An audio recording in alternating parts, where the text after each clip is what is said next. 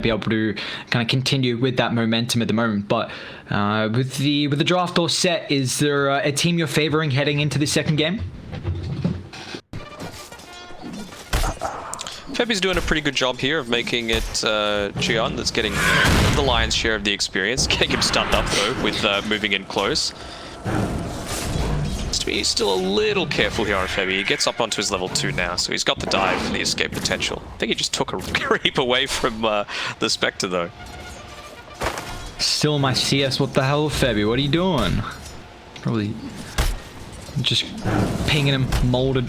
Goddamn 1 CS. That could be the difference here as you see the moment with the Orb of Venom on Cuckoo, just the slows coming out, and also with the follow-up stun. Spectre could be in trouble, and the Orb's going to be enough damage to secure first blood here. So T1, they hit once again early to be able to claim that. Spectre down, and this is... He's going to find the Royal Jelly, really nice for him. Dire looking to pressure though. Cole's got 4 points up in the Edict. Tnc, they don't want to allow this to happen though. He's level 8 as well, so the damage really starting to skyrocket here for the Zeus, and now but the slow just allows him to constantly chase him down. Armel needs one more Arc Lightning to claim it, and now he's going to look for more blood as well with Cuckoo trying to get in top of the river, but it looks like the Zeus right now is just dishing out the deeps. They even get the Haunt just for the vision. Qian's going to be able to claim that one, and they get the vision on top of Zephyr as well with the puck. Orb is unfortunately on Kudan, and he can pop the one for the Waning Rift, but they're going to have the vision thanks to the dagger, and Armel will come over. Very nice tower defense from Tnc as they find 3, and meanwhile across the map, Tim's just soaking up some experience, and top KP doing whatever he wants right now. I mean, meanwhile, guess what happens? They kill off the Lesh, you kill off the Terrorblade. Qian's now taking some Ancients away from you. Very nicely done. What just happened there with Carl? So he used himself right on the top of the staircase, and then it felt like he couldn't run away or something like I don't know what happened. So sorry, he used the slider, and then he couldn't run through it because he was like dead in the center and there was just no path. It's crazy. I've never seen that. Just a complete block up by one hero. Mid lane though, Tombstone job to deal with the trees straight on top of the Zeus. Armel's going to get brought down here, and you just see Dire recognizing that Radiant just used pretty much everything. I mean, Haunt down, Thunder Gods down, Supernova down as well. So like, all right, we got meta, time to go. Let's take the tier 1 tower. We feel pretty strong at the moment with Roshan. So they already have Corrosive Haze almost level 12 at mid lane. There we go. Carl could be in trouble here. He eats the arrow. The creeps actually didn't tank it up there. Make a fine crater.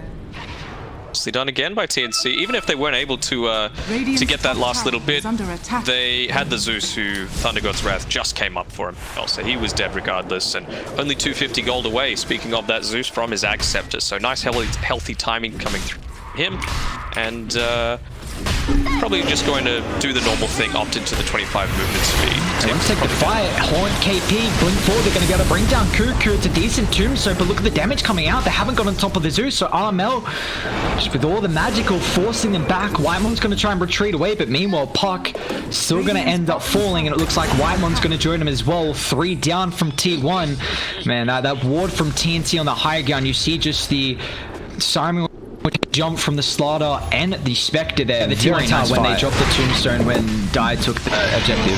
Yeah. So it just feels like what we were thinking before, where it's like, well, if Armel could just sit back and cast spells like he did in that previous couple of fights, really, they're just going to win because there's no way to deal with this effect that he's having on illusions right now. KP might be in a little bit of trouble. Yeah, they deal with the ward on the high ground now. They're going to try and turn with the tombstone dropped as well. Slaughter will fall. Febi going to try and dive away. I mean, they got the coil if... Oh, sorry, the Supernova they continue to chase, and they're not going to do so though. So just unfortunately KP getting a little bit too over aggressive. But meanwhile top though, Carl might get picked off once again. He's in trouble here. No. He doesn't have any help in the left track. Uses the Yules aggressively. Where's the extra heroes coming through? Armel, can he get in range for the bolt? He can, and Carl is ultra dead here. It's just going to be an extra death. I mean, that is now 3 in a row that we're seeing this Leshrac. Who's in Claw is unable to really give them further control here, and now meanwhile they're going to have to try and defend top, but Carl again, is this where he wants to be? Because Radiant, they're beelining it instantly to the Leshrac, and here comes this speedy Slaughter. Do they want to jump him, even walking up the high ground though? Gonna try and do so instantly with the Haunt as well, straight on top of the Leshrac. He's able to keep his life thanks to Cuckoo. Now with the high ground, Jackie, they're gonna try and look to turn. He's got the Metamorphosis as he's in Supernova away from the western side here. They're gonna be careful how far they push out of the base. Now with the cold drop, Zephyr finds 2. They still have the Aegis to be able to utilize here. Cuckoo's gonna be able to drag back 1. Armel doesn't have too much mana to be able to continue with the fight as well. KP is going to be able to bring down the back, but he's still going to be careful as well. As Jackie with the Metamorphosis trying to look to turn the Sunder. Xian needs the TP out. They got the damage coming out. Now with the dive away, Febby, can he retreat with the Sunray up in the high ground? It looks like he can, but they just punished his over-aggressive dive from TNC there. Plays after that.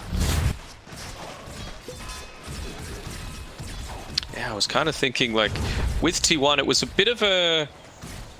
It was an interesting decision in my mind for Carl to TP up to that top tier 2 tower. Like, it ended up working out for them in the end because of, you know, like we were saying, the overextension. But I was kind of thinking they were right, and they found out Zephyr. And that was a buyback as well, so 70 seconds, guaranteed he's not going to be... They find Jackie here. And they also going to see Whitemon up on the high ground eventually as well. No, Carl, not again. Top. Oh, no, Leshrac. Yule sets up. Tim's got the arrow on point here, and that's just another pickoff. We've seen kind of a couple games today, and even yesterday, just some really important cores getting picked off in the lanes. See, it looks like they're going to be able to control up the enemy's triangle camp at the moment. Roshan's going to be up in 10 seconds. Who gets the vision? They're going to blink forward. They found Carl. He's got the BKB, but it's not even going to come through in the meantime. And now TNC, they want to hunt for more with the Horn. It's going to provide the vision. Whitemon's stuck out on the river, but looks like off to the western side. Spectre, he wants the Terrorblade hunting through the tree line. Jackie, he doesn't have a TP as well for another 10 seconds here. So Qian, can he find the vision? Even KP wrapping over as well. They find the stump. Where's the rest of the team? Got to keep in mind, this Terrorblade, he's got this BKB and Metamorphosis and the Sunder, but it looks like it's just going to be too difficult with the arrow finds the connection thanks to the bash. And Dire, they lose 3 and they don't find anything. I'd be pretty damn close to calling it if I was on T1's side right now. Like, it just seems like there's so few opportunities for them to come back into this game. Even before all of that, I think they had a 12% win probability, and when it updates, it's going to swing into the single digits. And now Spectre's most likely going to have this Aegis coming through for him. So 2 lives for him, he can play even more ballsy than before. Aegis, oh my god, he got the cheese. It was so close. I'm like, you're going to pick it up, but he was just baiting. He was just baiting. He gets away just in time. The benefit of that blink dagger that he and now in the river. Well, they find the puck, and now with the Thunder Gods, they get extra vision as well. Whitemon to do it up. Jackie's in the area. Puck can buy back, but they don't have the outpost control. Qian on the high gun's going to try and deal with the Tombstone. So Rick will delay it. And then with Phantasm coming out as well, you got to be careful because Spectre's stuck up here at the moment. They're going to try and get the Haunt to join down. Ultimate's going to cast out here from the Supernova, but can they actually deal with the Car's going to move forward with the BKB, but the damage, where's it coming through at the moment? Supernova's going to end up popping. Spectre is trying to go to work on top of the back here, but KP's falling incredibly low. Pops the cheese. Meanwhile, Qian as well. Tombstone's still going to work here. They haven't dealt with it so far, but it's not going to matter. It's T1. They lose 3. Finally, the BKB is going to get popped. Jackie's going to try and turn. He's got the Sunny to be able to utilize. He gets it off, but it looks like Qian doesn't matter. He's still got this extra life, and Jackie, the last survivor. The damage, unfortunately, just not there as TNC. They don't lose anyone. They don't even lose the Aegis as well. Find the Zeus. I mean, you've got the blink on the Chaos Knight, the blink on the Puck, but, you know, Puck hasn't really been able to find the coil with, like, the follow-up damage from the Terrorblade, and Cuckoo blinks forward with counter from KP. He's going to be able to find the Chaos Knight, and just the damage on top of the back. Armel's even got an Arcane Rune as well, so just too much for T1 to be able to deal with. They don't have buybacks at the moment, and Qian still with that extra life. I mean, there's some towers down bot, so they won't be able to get at least that Rax. And you see at the moment with, they push okay. It's not the fastest pushing lineup, but at least with multiple heroes down from Dire, it's going to make it a lot easier as they get a full set of Rax mid. They're going to try and claim some more objectives at the top side of the map. Yeah, they'll be fine. Oh, they've even caught out Zephyr again. Oh, no. Memphis too. Just the arrows from Tim's, another blink forward straight on top of the Undying. I mean, Jackie doesn't have the meta, and it looks like just the heroes getting picked off before the Terrorblade feels comfortable with maybe even fighting. And, you know, I think they probably just, well, they're going to have to give this up. Maybe they pub, but you can't take the pub out of the player. Screw the BKB. I've gone a refresher orb, says this. Oh, Cuckoo. They do get the vision though. Qian, he's going to be able to have a cancel with the Abyssal Blade. He doesn't even need a pop, but he just gets a nice little bash there. And they even see where the rest of T1 are playing at the moment, so it looks like Tim's going to try and come forward. They've even got KP in the mid lane as well. If Tim's, I mean, there's no detection at the moment with the sentry job, so they're just running into Carl for the heals, but now sets up for the rotations. Nice timing with the arrow. Carl just pays the price. We haven't felt the impact with the Lesh so far, and KP even finds another. Whitemon's going to get caught out. I mean, this has just been a game where it's just, you know, they're continuing to stay in it, even though it's 25,000 net worth lead, but it's just getting even more difficult for them to really feel like there's a comeback potential here. Whenever Carl's tried to do it, he just dies. Yeah, I mean, 10 deaths is 0, 10, and 2. This has been quite the rough game, and he's probably about to die. He's just gonna die again. You can't show like that. Yeah, I mean, it has to be someone like the Puck or the Chaos Knight trying to deal with it with the illusions. And now Qian's also going to be able to find the Terror Blade. They're hunting. So now, but the Abyssal Blade is going to try and drop the BKB in turn with the Sunder, but KP on top of the back. They got the bash and die. They're not in range to really protect the Terror Blade at the moment. Still BKB lasting a little bit longer just with the duration, but they're going to be able to chase him down now inside the base. Tim's goes forward.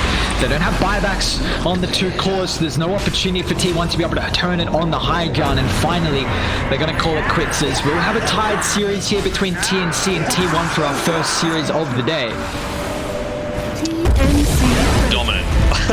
As dominant as T1 were in that first game, you know, it just felt like with the Arc Warden in game 1, they were able to execute exactly the strategy that they wanted. This time